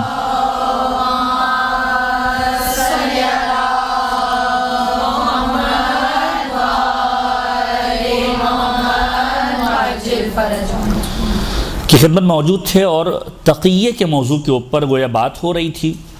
اور امام نے اس انداز سے سمجھانے کی کوشش کی کہ اتقوا علی دینکم واحجبوا بالتقیہ، اپنے دین کی حفاظت کرو اور اسے تقیے کے ذریعے سے لوگوں سے چھپا لو۔ یعنی کئی ایسا مرحلہ آ سکتا ہے زندگی کے اندر، آج بعض اوقات یہ نعرہ لگا دیا جاتا ہے کہ بھئی تقیہ کیسا، نہیں، جب انسان کسی کیفیت میں آ جائے کہ جہاں پر انسان کو اپنے آپ کو بچانا ہو، انسان کے اوپر ایسی کیفیت طاری ہو جائے کہ جہاں پر زندگی اور نفس محترم کی بات ہو، تو پھر ضروری ہے کہ وہاں پر اس انداز سے کام لیا جائے کہ اپنے دین کو، اپنے عقائد کو لوگوں سے چھپایا جائے۔ تو امام نے فرمایا اتقوا علی دینکم، اپنے دین کی حفاظت کرو اور واحجبوہ، اپنے دین کو چھپا لو تقیے کے ذریعے سے۔ پھر یہ جملہ کہا فإنہ لا ایمان لمن لا تقیۃ لہ، کہ اس کا کوئی ایمان نہیں ہے جو تقیے پر ایمان گویا نہیں رکھتے، جو تقیے کے قائل نہیں ہیں۔ پھر فرمایا انما انتم فی الناس کالنحل فی الطیر، تم لوگوں کے درمیان ایسے زندگی گزارو جیسے شہد کی مکھی پرندوں کے درمیان گزارتی ہے۔ یعنی یہ تعبیر نحل کی، شہد کی مکھی کے عنوان سے امام نے جو ہے وہ کس انداز سے تعبیر استعمال کی۔ اب بتانا کیا مقصد تھا کہ شہد کی مکھی کی طرح رہو جیسے وہ پرندوں کے درمیان رہتی ہے، کہ لو ان الطیر یعلم ما فی اجواف النحل، کہ اگر پرندوں کو یہ معلوم ہو جائے کہ اس شہد کی مکھی کے بطن کے اندر کون سی امپورٹنٹ چیز ہے تو وہ اسے زندہ رہنے نہ دے، کھا جائیں۔ پھر فرمایا، یہاں تک یقینی طور پر کلیئر ہوگا کہ اگر پرندوں کو یہ معلوم ہو جائے کہ اس کے پیٹ کے اندر اتنی امپورٹنٹ چیز ہے، حسد، ایک رش کی کیفیت، کہ اس کے پیٹ کے اندر کیوں ہیں، اس کو کھا جاتے، کہ جس طریقے سے شہد کی مکھی اتنی امپورٹنٹ چیز، یعنی شہد جیسی امپورٹنٹ چیز کہ جس کو شفاء للناس بھی کہا گیا کہ لوگوں کے لیے شفا کا باعث ہے، وہ چیز اپنے بطن کے اندر رکھ کر پرندوں سے چھپ سکتی ہے اور اس کو چھپا کر رکھتی ہے اور پوری زندگی گزارتی ہے، اسی طریقے سے تم بھی رہو۔ پھر فرمایا کہ کیوں رہو، یعنی کون سی ایسی چیز مومن کے پاس ہے کہ جس کو اس کو چھپانا ہے۔ فرمایا کہ اگر لو ان الناس علموا ما فی اجوافکم انکم تحبون اہل البیت لاکلوکم، کہ تمہارے بدن کے اندر ایک ایسی چیز پوشیدہ ہے کہ اگر لوگوں کو معلوم ہو جائے تو وہ تمہیں اپنی زبانوں کے ذریعے سے کھا جائیں یا تمہیں جینے نہ دیں۔ وہ چیز کیا ہے؟ وہ محبت ہے جو ہم اہل بیت کی محبت ہے۔ جس طریقے سے شہد کی مکھی اپنے بدن کے اندر، اپنے بطن کے اندر شہد کو چھپا کر رکھے ہوئے ہے، تمہارے پاس جو امپورٹنٹ ترین چیز ہے وہ کیا ہے؟ وہ ہماری محبت ہے۔ لہذا اس محبت کو لوگوں سے چھپا کر رکھو۔ ضروری نہیں کہ ہر جگہ پر تم جا کر یہ کہو کہ ہم محب اہل بیت ہیں، بعض اوقات ایمان کو چھپانا بھی پڑتا ہے، لوگوں سے پوشیدہ بھی رکھنا پڑتا ہے۔ اور پھر فرمایا کہ رحم اللہ عبدا منکم کان علی ولایتنا، کہ جب تمہارے پاس ہماری محبت ہے تو یاد رکھو خدا رحم کرتا ہے اس بندے پر تم میں سے کہ جو ہماری ولایت کے اوپر باقی رہتا ہے۔ تو یہ امپورٹنٹ ترین ایک پیغام سورہ مبارکہ نحل کے عنوان سے کہ انسان اپنے دین کے اندر جہاں خدا نخواستہ ایسی کیفیت آ جائے کہ جہاں پر انسان کو ضروری ہو جائے اپنے دین کو چھپانا تو وہاں پر تقیہ کرے اور اپنے ایمان کو، اپنے عقائد کو لوگوں سے چھپائے تاکہ وہ چیزیں ان کے سامنے واضح نہ ہو۔ اور اس کی مثال ایسی ہی ہے جیسے شہد کی مکھی کی مثال کہ جو پرندوں کے درمیان رہتی ہے اور اپنے اس بہترین شہد کے معاملے کو یا بہترین نعمت جو اس کے بدن کے اندر موجود ہے ان سے چھپا کر رکھتی ہے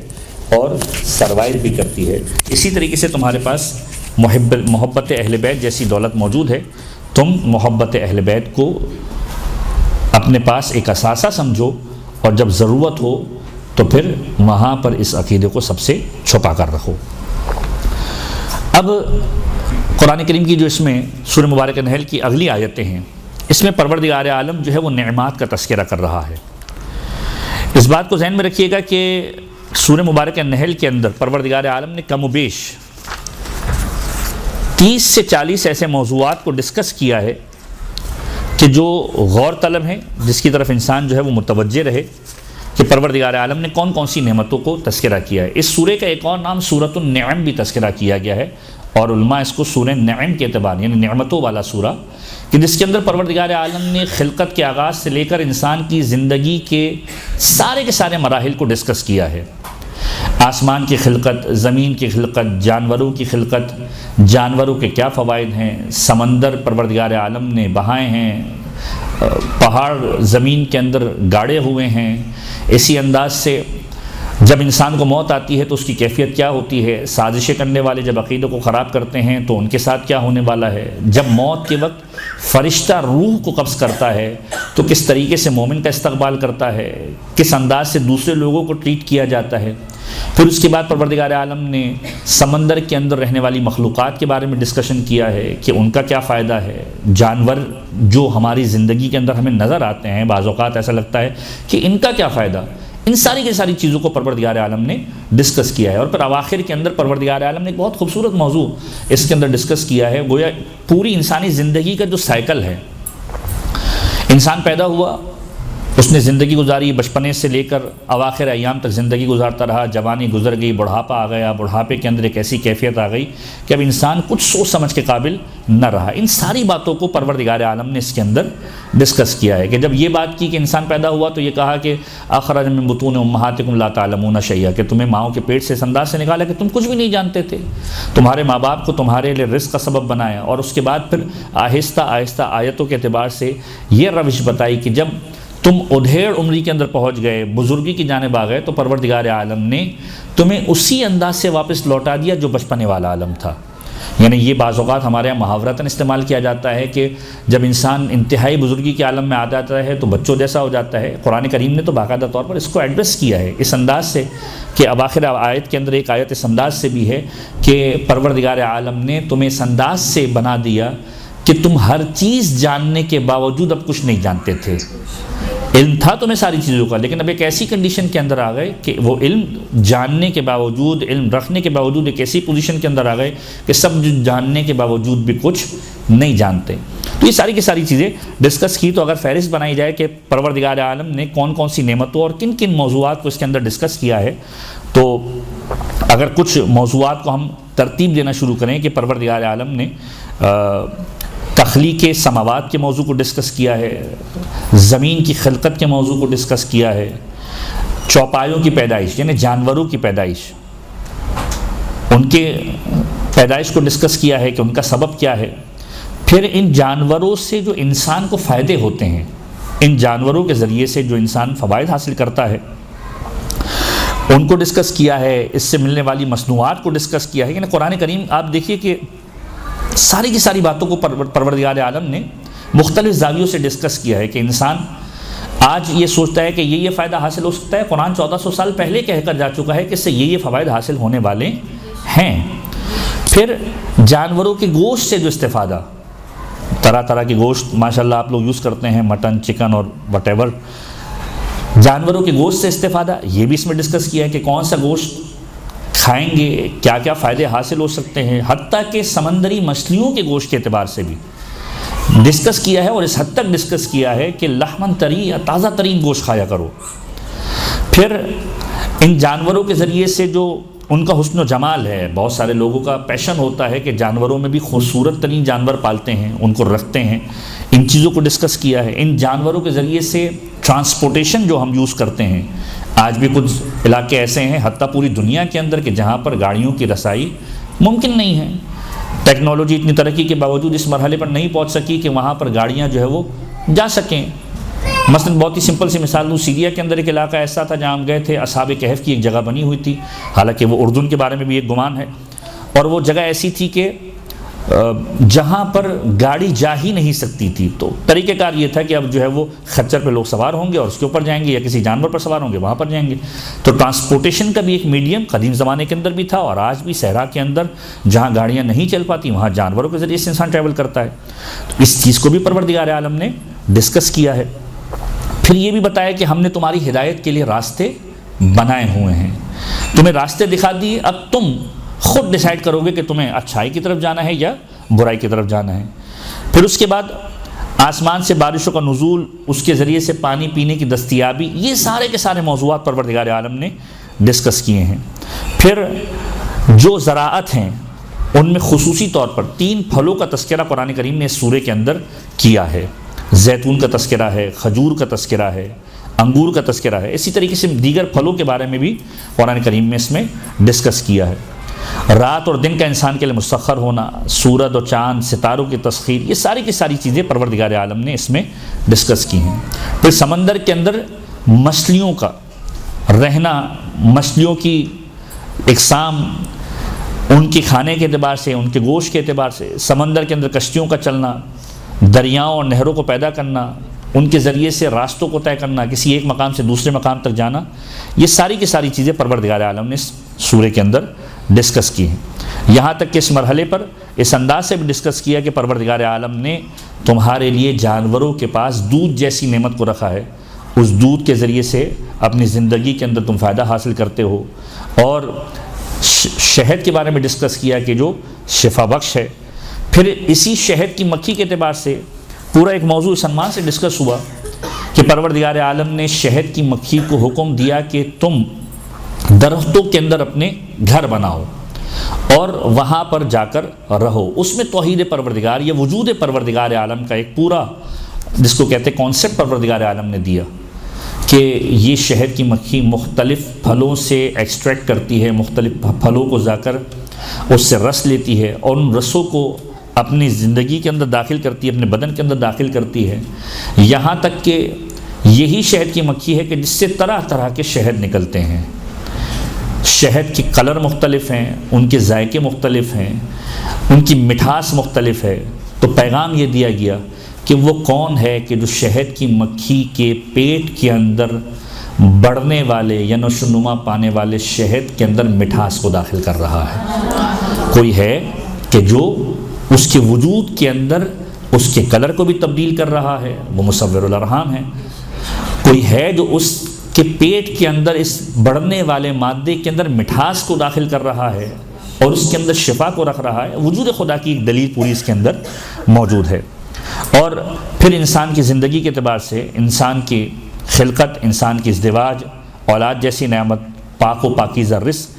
آنکھوں کی نعمت, یہ ساری کی ساری چیزیں پروردگار عالم نے اس کے اندر ڈسکس کی ہے. تو یہ موضوعات ہیں کم و بیش جو تفاصیل لکھنے والوں نے ان موضوعات کو یکجا کرنے کی کوشش کی. تو 30 سے 35 ایسے موضوعات ہیں کہ جس کو پروردگار عالم نے ایڈریس کیا ہے اس سورے کے اندر. اگر اب ہم دوبارہ اسی مقام پر آئیں جہاں ہماری بات رکی تھی کہ پروردگار عالم نے انسان کو پیدا کیا اور یہ انسان جھگڑالو بن گیا.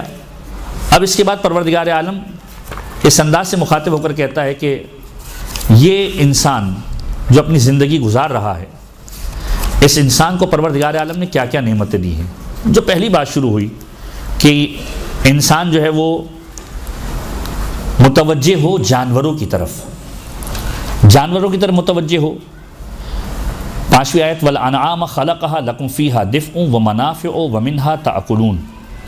تو اس پروردگار عالم نے چوپایوں کو پیدا کیا, یعنی جانور جو زمین پر چلتے ہیں ان کو پیدا کیا, جبکہ ان سے تمہیں لباس اور دیگر منافع حاصل ہوتے ہیں اور تم ان کے گوشت میں سے کھاتے ہو. یعنی جانوروں کے بارے میں یہ بتلا دیا کہ دیکھو جانور جو تم دیکھتے ہو جو حلال گوشت جانور ہیں اور جو اس کے علاوہ بھی جانور ہیں اگر صحیح طریقے سے ذبح کیا جائے، جن کو ذبح کرنا شریعت کی روح سے ہو اور جو شریعت کی ٹرمینالوجی کے اندر انسان کے لیے حلال تصور کیے جائیں، جن کا یوز اور جن کا کھانا پینا دونوں اعتبارات سے کہ پروردگار عالم نے ان جانوروں کو پیدا کیا، ان سے تم کیا فائدہ حاصل کر سکتے ہو؟ تم ان سے لباس حاصل کرتے ہو، یعنی لباس کے اندر بھیڑ ہے، بکری ہے یا اسی طرح کے دیگر جانور، ان کی جو کھال ہے اس کے ذریعے سے تم لباس حاصل کرتے ہو۔ وہ لباس ایسا ہے کہ سردی کے اندر بھی تمہیں کام آتا ہے، مختلف علاقوں کے اندر، مختلف ماحول کے اندر، شدت کے اندر، یہ ساری کی ساری چیزیں تمہارے کام کی ہیں، تم اس سے استفادہ حاصل کرتے ہو۔ دیگر منافع بھی حاصل کرتے ہو۔ کیا منافع حاصل کرتے ہیں؟ مثلاً اگر ہرن ہے فرض کیجئے تو اس کے اندر ایک خوشبو موجود ہے جس کو مشک کہا جاتا ہے، نافع مشک۔ اسی انداز سے ہر ایک جانور کی اپنی اپنی چیزیں ہیں جو اس سے مربوط ہیں۔ مثلاً ہاتھی کے دانت سے بھی کوئی کام لیا جاتا ہے، یا کسی اور کی کھال سے کوئی اور کام لیا جاتا ہے، کسی کے کھال سے لباس بنتے ہیں، کسی کے کھال سے بیلٹ بنتے ہیں، چمڑا بنتا ہے، یہ ساری کی ساری چیزیں جو انسان استفادہ حاصل کرتا ہے۔ تو یعنی بعض اوقات انسان یہ نہ سوچے کہ یہ جانور کس کام کا ہے، پروردگار بتا رہا ہے کہ یہ تمہارے کام کا ہے، تم اس سے لباس بھی لیتے ہو، تم اس سے غذا بھی لیتے ہو، تمہارے منافع کی ساری چیزیں اس کے اندر موجود ہے۔ حتیٰ کہ ایک سانپ بھی اگر ہے تو اس کے اندر بھی خداوند متعال نے کسی نہ کسی اعتبار سے کوئی نہ کوئی فائدہ چھپا کر رکھا ہوا ہے، مثلا تیل وغیرہ یا اور دیگر چیزیں کہ پروردگار عالم نے اسے ابس خلق نہیں کیا ہے، اس کا کوئی نہ کوئی مقصد ہے، اس کا کوئی نہ کوئی فائدہ بنی نوع انسانیت کے لیے ہے۔ چھوٹے چھوٹے جانور، چھوٹے چھوٹے حشرات یہ بھی معمولی نہیں ہیں، ممکن ہے ان کی خلقت کا ہدف یہ ہو کہ یہ بڑے جانوروں کے لیے غذا بن جائیں اور بڑے جانور انسانوں کی جانب متوجہ نہ ہوں۔ تو بے شمار ایسی چیزیں ہیں جو تمہارے لیے نفع کا سبب ہے، تم اس کے بارے میں نہیں جانتے۔ وَمِنْهَا تَأْكُلُونَ، اور تم ان کے گوشت کو کھاتے ہو، جو حلال گوشت جانور ہیں ان کا تم استفادہ حاصل کرتے ہو۔ وَلَكُمْ فِيهَا جَمَالٌ حِينَ تُرِيحُونَ وَحِينَ تَسْرَحُونَ، اور انہی جانوروں کے اندر ہم نے تمہارے لیے زینت بھی کر دی ہے، اس کے اندر سجاوٹ ہے، قدیم زمانے کے اندر اور آج بھی وہ ماحول کے جو دیہات کا ماحول ہے جن کے لیے اثاثہ، یعنی زکوٰۃ کے اعتبار سے اگر آپ دیکھا جائے تو زکوٰۃ کے اعتبار سے جب ہم بات کرتے ہیں تو زکوٰۃ کن چیزوں پر ہے؟ 4 اجناس کے اوپر ہے، 3 جانوروں کے اوپر ہے اور 2 نقدین، انعام ثلاثہ، غلات اور اجناس 4، یعنی 4 قسم کے جو ہے وہ اجناس، کھیتی باڑی کی جو چیزیں ہوتی ہیں اس کے اوپر، 3 قسم کے جانور ہیں، بھیڑ بکری ہیں، گائے ہیں، اونٹ ہے، اور نقدین سونے اور چاندی کے سکے۔ تو آج بھی زکوٰۃ کا جو ایک کانسیپٹ ہے وہ ان لوگوں کے لیے کہ جو کسی ایسے ماحول کے اندر زندگی گزار رہے ہیں، اور آج بھی بے شمار ایسے لوگ ہیں دیہات کے اندر رہنے والے لوگ، یہ خود ایک ایسا موضوع ہے جو اقتصادی موضوع ہے۔ یعنی بعض اوقات آج کے زمانے کے اندر بھی یہ ڈیبیٹ کی جاتی ہے کہ جو دنیا کی اکانومی ہے اس دنیا کی اکانومی کے اندر بے شمار قرضے ہیں، چاہے وہ US کی اکانومی ہو، چاہے دنیا کے کسی اور ملک کی اکانومی ہو، حتیٰ کہ پاکستان کی اکانومی، اس انداز سے بھی ڈیبیٹ کی جاتی ہے کہ آیا اگر فرض کیجیے یہ دنیا کی اکانومی کا ببل جو پھٹ جائے جو قرضوں کے اوپر ہے، تو پھر اس پوری دنیا کا حل کیا ہوگا؟ آج جس طریقے سے زندگی گزاری جا رہی، جس طریقے سے قرضوں کی زندگی پوری دنیا کے اندر ہے، ٹریلینز آف ڈالرز کے قرضے ہیں ملکوں کے، اگر یہ ببل پھٹ جائے تو پھر کیا ہوگا؟ تو جو انالیسس کرنے والے لوگ ہیں وہ اس انداز سے سوچتے ہیں کہ وہ ملک سروائیو کر جائیں گے کہ جن کے پاس دیہاتی نظام ابھی بھی موجود ہے، وہ افراد کے جو اپنے آپ کو اس کیلیبر پر لے کر چلے گئے کہ ان کو آج جو ہے وہ غیر ملکی پروڈکٹ کے بغیر گزارا ہی نہیں ہے، نہ اس کی کریموں کے بغیر، نہ اس کے اجناس کے بغیر، نہ اس کی غذا کے بغیر، وہ کس طریقے سے گزارا کریں گے؟ وہ تو عادی ہو چکے ہیں، ان کے پاس تو اپنی کوئی پروڈکٹ ہی نہیں ہے۔ لیکن وہ افراد کے جو آج بھی اپنی بنیادوں سے جڑے ہوئے ہیں، اپنی اصل سے جڑے ہوئے ہیں، ان کے لیے سروائیو کرنا آسان ہے کہ ٹھیک ہے اگر یہ ممکن نہیں ہے تو یہ چیزیں ہمارے پاس موجود ہیں۔ تو یہ پوری ایک ڈیبیٹ ہے آج بھی، آج کے ورلڈ کے اندر بھی، کہ یہ جو زراعت ہے، یہ جو جانوروں کا وجود ہے، یہ جو ساری کی ساری چیز جو انسان کے پاس موجود ہیں، اگر ہم اس کو سلینگ لینگویج میں کہیں کہ ایک دیہاتی ماحول کے اندر فرض کیجئے موجود ہیں، یہ بعض اوقات اشارہ دیتے ہیں کہ یہ تمہاری بیسک چیزیں ہیں جو تمہارے پاس ہونی چاہیے تھیں۔ انسان ترقی اور ارتقاء کے مراحل کو طے کرتا ہوا کسی نہ کسی مرحلے پر آگے نکل گیا، آج بھی کچھ لوگ اس سے جڑے ہوئے ہیں اور کچھ لوگ بہت زیادہ آگے نکل چکے ہیں۔ تو پروردگار عالم نے اس کے اندر تمہارے لیے زینت بھی رکھی ہے، بہت سارے لوگ ان جانوروں کی تعداد کو اپنے لیے جو ہے وہ باعث زینت سمجھتے ہیں کہ میرے پاس اتنے جانور ہیں. بہت سارے لوگ کسی خاص جس کو کہتے ہیں نسل کی، یہ کسی خاص نسل کے جانور کو پالنے کے لیے اپنے لیے باعث زینت سمجھتے ہیں کہ میرے پاس اس نسل کی جو ہے وہ اتنی ساری بھیڑیں موجود ہیں یا بکرے موجود ہیں یا فرض کیجیے فلاں جانور موجود ہیں. تو پروردگار عالم نے تمہیں یہ ساری کی ساری چیزیں عطا کی ہیں.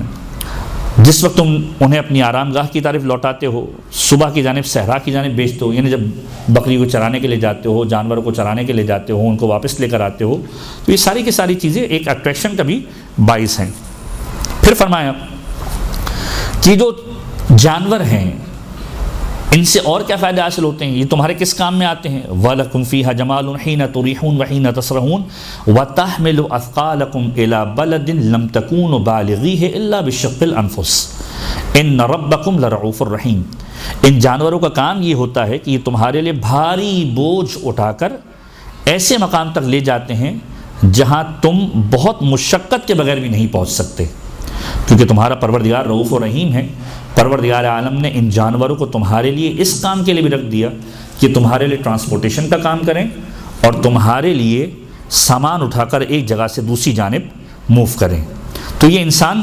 اس جانب متوجہ ہو کہ پروردگار عالم نے ان جانوروں کو عبث خلق نہیں کیا ہے، یہ بھی ایک نعمت ہے کہ تمہارے لیے سامان اٹھا کر جاتے ہیں. مثلا آج بھی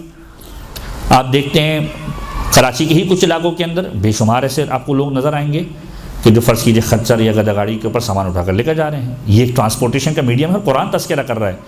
کہ ان جانوروں سے ایک کام یہ لیا جا سکتا ہے کہ تمہارے سامان اٹھا کر لے کر جاتے ہیں جو تم مشقت کرنے کے باوجود بھی نہیں اٹھا سکتے. کئی 100 کلو وزن رکھ کر لوگ لے کے جاتے ہیں اور ان جانوروں کے ذریعے سے ایک مقام سے دوسرے مقام تک پہنچاتے ہیں. ایک تو ٹرانسپورٹیشن کا میڈیم کہ ایک جگہ پہنچ جاؤ، اور دوسرا ان تمام سامان کے اٹھانے کا ایک کام. اب یہاں پر اس بات کو بھی ذہن میں رکھیے کہ جہاں یہ انسانوں کے لیے بیان کیا گیا کہ یہ جانور تمہارے لیے ٹرانسپورٹیشن کا باعث ہے، تمہارا سامان اٹھا کر لے کر جائیں گے، وہیں پر ائمہ تحریر نے اس انداز سے بھی بیان فرمایا کہ دیکھو جانور خدا کی مخلوق ہے، کہیں ایسا نہ ہو کہ اس کے ساتھ تم ظلم کرو. تو جانوروں کے بھی تم پر حقوق ہیں. صادق آل محمد امام جعفر صادق علیہ الصلوۃ والسلام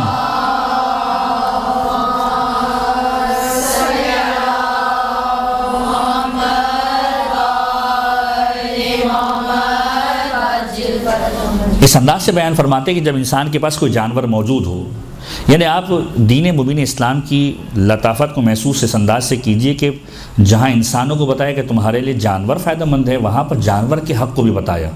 یعنی خداوند متعال نے کتنا بہترین نظام بنایا ہے کہ انسان کو یہ بات بھی باور کرائی گئی کہ دیکھو جانور خدا کی مخلوق ہے، اس کے ساتھ ظلم نہیں ہونا چاہیے. تو چھٹے امام اعمال صدوق کے اندر یہ روایت موجود ہے پیج نمبر 470 کے اوپر کہ فرماتے ہیں کہ جانور کا بھی جو ہے مالک پر حق ہے،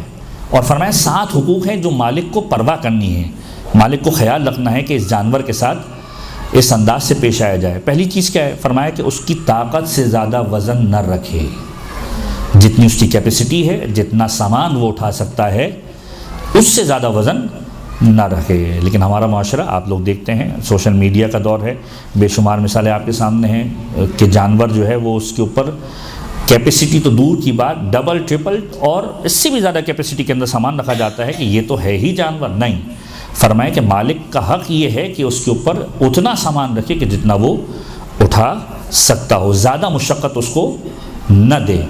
ہمارے یہاں یہ ہوتا ہے کہ اتنا سامان رکھ دیا جاتا ہے کہ وہ گر جاتا ہے، مر جاتا ہے، یا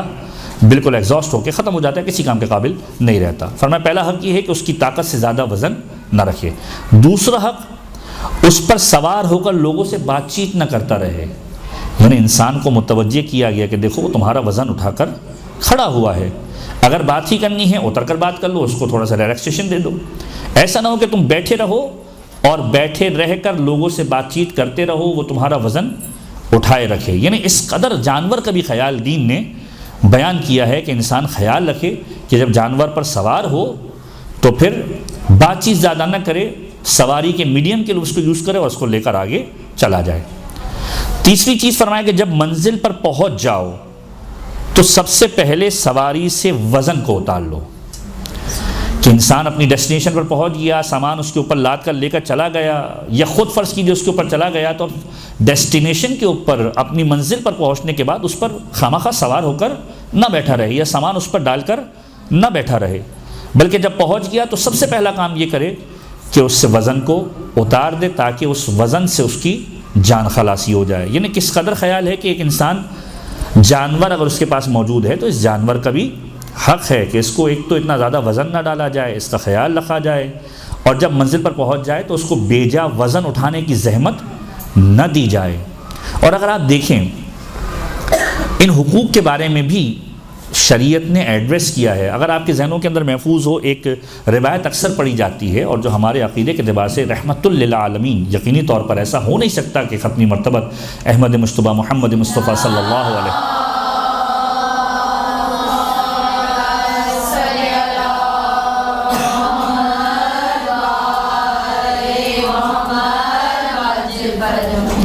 کے حوالے سے بیان کی جاتی ہے کہ جب پیغمبر کا وقت آخر تھا تو پیغمبر نے یہ جملہ کہا تھا کہ اگر کسی کا کوئی حق مجھ پر باقی ہے تو مجھ سے آ کر سوال کرے۔ جب پیغمبر نے یہ جملہ کہا تو ایک شخص آگے بڑھا اور اس نے کہا کہ پیغمبر آپ نے ایک جانور کو تازیانہ مارا تھا اور وہ تازیانہ مجھے آ کر لگا تھا، اگرچہ کہ ہم اس بات کے قائل ہی نہیں ہیں، رحمت للعالمین انسانوں کے لیے بھی رحمت ہے، جانوروں کے لیے بھی رحمت ہے، تو یقینی طور پر پیغمبر خدا نے اس جانور کو تازیانہ نہیں مارا ہوگا، یا اس کا کوئی اور سبب ہوگا جو تاریخ کے اندر درج نہیں ہے۔ اور اس کا بعد میں معلوم چلا کہ ہدف کیا تھا اس شخصیت کا، اس لیے اور واضح ہو جاتا ہے کہ پیغمبر کے حوالے سے یہ تاثر نہیں تھا کہ پیغمبر نے تازیانہ مارا، اس شخص کا ہدف کچھ اور تھا۔ پیغمبر رحمت للعالمین ہے، اہل بیت کا شیوا یہ ہے کہ اگر کوئی آ کر مطالبہ کرتا تھا میرا آپ پر حق ہے، حق ہو نہ ہو، اہل بیت اپنے آپ کو سامنے پیش کرتے تھے کہ حق لے لو۔ یعنی ائمہ طاہرین کی کتنی روایت ایسی موجود ہیں، امیر کائنات کے ایسے واقعات موجود ہیں، امام حسن مجتبی کے ایسے واقعات مشہور ہیں، امام حسین کے ایسے واقعات مشہور ہیں کہ ایک شخص جس کا کچھ لگتا نہیں ہے، کوئی معاملہ نہیں ہے، آ کر کہتا ہے مولا میں آپ سے اس چیز کا سوال کرتا ہوں، آپ ذمہ دار ہیں اس کے۔ مولا نے کہا ٹھیک ہے، آ کر سوال کر لو۔ تو پیغمبر سے جب کسی نے کہا کہ آپ نے تازیانہ مارا تھا اور وہ جانور کو نہیں لگا تھا، مجھے آ کر لگ گیا تھا، پیغمبر نے کہا کہ ٹھیک ہے، میں جو ہے وہ اس کے جبران کے لیے تیار ہوں کہ انسان اپنا کھاتا جو ہے بالکل کلیئر رکھے۔ پیغمبر نے اس کو کہا کہ ٹھیک ہے، کہا مجھے وہی تازیانہ چاہیے کہ جس تازیانے سے آپ نے اس کو مارا تھا۔ در سیدہ پر بھیجا گیا ہے، شہزادی کے گھر پہ سلمان آئے ہیں، اور جب سلمان نے آ کر کہا ہے کہ پیغمبر تازیانہ منگا رہے ہیں، کہا کیا ہوا، پورا واقعہ بیان کیا۔ شہزادی نے گریہ کیا کہ کیسا زمانہ مدینے کے اندر آ گیا ہے کہ یہ ہو رہا ہے۔ پیغمبر کے پاس وہ تازیانہ لایا گیا۔ اب جب لایا گیا اس شخص نے کہا کہ یا رسول اللہ میں اس وقت جو ہے بغیر پیرہن کے تھا اور وہ آ کر میرے جسم پر لگا تھا، میں چاہتا ہوں کہ میں بھی ویسے ہی آپ سے مواخذہ کروں۔ پیغمبر نے کہا ٹھیک ہے، میں پیرہن کو اٹھا دیتا ہوں۔ پیرہن کو پیغمبر نے اٹھایا، تازیانہ اس نے نہیں مارا بلکہ بڑھ کر پیغمبر کی مہر نبوت کا بوسہ لیا۔ در حقیقت ہدف مہر نبوت کا بوسہ لینا تھا، یہ بات کسی اور زمرے کے اندر کی گئی تاکہ پیغمبر کی مہر کو دیکھا جا سکے۔ تو وہ رحمت للعالمین جو اتنا خیال رکھتا ہے، اس دین نے جانوروں کے حقوق بھی بتائے، جو ہدف ہمارا تھا کہ ہم اس بات کو واضح کر سکیں کہ پروردگار عالم نے ان جانوروں کو جہاں یہ بتایا کہ انسانوں کے لیے فائدہ مند ہے، وہاں پر یہ بھی بتایا کہ ان جانوروں کا بھی تم پر ایک حق موجود ہے، اس کا خیال رکھا جائے۔ تو پہلی چیز ان کی طاقت سے زیادہ وزن نہ رکھے، دوسری چیز ان پر سوار ہو کر لوگوں سے زیادہ بات چیت نہ کرے، تیسری چیز جب منزل پر پہنچ جائے تو سب سے پہلے وزن کو ان کے اوپر سے اتارے۔ پھر چوتھی چیز چھٹے امام نے فرمائی کہ ان کے چہرے پر کبھی ضرب نہ لگائے، ان کے چہرے کو زخمی نہ کرے۔ کیوں کر نہ کرے؟ فرمایا کیونکہ چوپایا بھی تسبیح پروردگار کرتا ہے، جانور بھی تسبیح پروردگار کرتا ہے، اور خدا نہیں چاہتا کہ وہ چہرہ کے جس سے یا وہ زبان جس سے یہ جانور خدا کی تسبیح کر رہا ہو اس کو زخمی کیا جائے یا اس کے اوپر ضرب لگائی جائے۔ پانچویں چیز فرمایا کہ جب پانی میسر ہو اسے پیاسا نہ رکھے، یعنی بار بار پانی کا اسے پوچھتا رہے یا ایسا محسوس کرے کہ وہ پیاسا ہے تو اسے پانی پلائے۔ چھٹی چیز اگر چوپایا بھاگ جائے تو اسے نہ مارے، چوپایا بھاگ جائے تو اسے نہ مارے۔ ساتویں چیز اگر کوئی غلطی کرے، انسان تو نہیں ہے، اگر کوئی غلطی کرے تو اس کی طاقت کے مطابق سزا دے، کیونکہ جو وہ دیکھتا ہے تم وہ نہیں دیکھتے۔ تو یہ 7 حقوق چھٹے امام نے بیان فرمائے کہ اپنے جانور کے تمہارے اوپر 7 حقوق ہیں، ان حقوق کا خیال رکھو۔ کہ یہ جو تمہارے ٹرانسپورٹیشن بن رہے ہیں، یہ جو تمہارا سامان اٹھا رہے ہیں، ان کا حق یہ ہے کہ تم ان کا خیال رکھو۔ اب سوار ہوتے وقت انسان جب سوار ہو سواری کے اوپر، اب یہاں پر جانور کی بات نہیں ہو رہی، ختمی مرتبت موجود ہیں، امیر کائنات موجود ہیں، ایک وظیفہ جو ہر ایک انسان آج کے دور کے اندر بھی اپنی سواری کے اوپر بیٹھتے ہوئے حق ہے کہ اسے کیا جائے، اور لوگ کرتے بھی ہیں، لیکن بہرحال چونکہ روایت موجود ہے لہٰذا اس عنوان سے تذکرہ کیا جائے، اور جہاں جہاں تک یہ بات پہنچے تو لوگ اس سے استفادہ بھی حاصل کر سکیں، محفوظ ہونے کے اعتبار سے، برکت اٹھانے کے اعتبار سے، کہ پیغمبر نے دیکھا کہ امیر کائنات سوار ہو رہے تھے، امیر کائنات کے قدم رکابوں کے اندر ڈالے جا رہے تھے، پیغمبر آگے بڑھے اور امیر کائنات کے پاس پہنچ کر امیر کائنات کی سواری کے رکاب کو ٹھان لیے، اور تھام کر یہ جملہ کہا کہ یا علی، سوار ہو رہے ہو، سوار ہونے کے بعد آیت الکرسی کی تلاوت کرنا، یاد رکھو وہ بندہ خدا ہی نہیں کہ جو سواری پر سوار ہو اور آیت الکرسی کی تلاوت نہ کرے۔ تو یہ ایک وظیفہ وہ ہے جو پیغمبر نے امیر کائنات کو تعلیم دی، اور رہتی قیامت تک کے لیے ہمارے لیے بھی گویا ایک وظیفہ مل گیا کہ جب انسان سواری پر ہو، چاہے وہ جانور ہو، چاہے وہ آج کی لگژریس گاڑیاں ہوں، یا کوئی بھی ایسی سواری ہو کہ جس کے اندر انسان سفر کر رہا ہے، تو اپنے آپ کو خداوند عالم سے مربوط کرے آیت الکرسی کے ذریعے سے، کہ سوار ہو تو آیت الکرسی کی تلاوت کرے، آفات و بلیات سے پروردگار عالم اس کو محفوظ رکھے گا۔ تو یہ حق پروردگار عالم نے جانوروں کا بھی بیان کیا، اور پھر فرمایا کہ والخیل والبغال والحمیر لترکبوها وزینہ ویخلق ما لا تعلمون، کہ سواری کے اعتبار سے اب اس آیت کے اندر ایک بہت اہم ترین پیغام دیا گیا کہ آپ ابھی تک بات ہو رہی تھی ٹرانسپورٹیشن کی، جانوروں کی بات ہو رہی ہے، اب اس انداز سے ایڈریس کیا گیا کہ یاد رکھو یہ جو تمہارے بھاری بوجھ اٹھا کر اس مقام تک لے کے جاتے ہیں جہاں تم اٹھا بھی نہیں سکتے، یہ جو مخلوقات ہیں جن کو تم گھوڑے کہتے ہو یا خچر کہتے ہو یا گدھے کہتے ہو، والخیل والبغال والحمیر، تینوں چیزوں کو قرآن نے نام لے کر ایڈریس کیا کہ گھوڑے، بغال، خچر، حمیر، گدھے، یہ جو ٹرانسپورٹیشن کی میڈیم کے طور پہ یوز ہوتے ہیں، ان کو کس لیے پروردگار عالم نے پیدا کیا ہے، کیوں بنایا ہے؟ لترکبوہا، تاکہ تم ان کے اوپر سواری کرو، اور وزینہ، اور اس کے ذریعے سے تمہاری زینت کا سبب بھی ہو۔ گھوڑے ہیں، بہترین گھوڑے جو ہے تاریخ نے لکھے ہیں، آج بھی ہم کربلا والوں کو یاد کر کے مختلف گھوڑوں کے اعتبار سے شباہتیں رکھتے ہیں اور زیارت کرتے ہیں ان کی،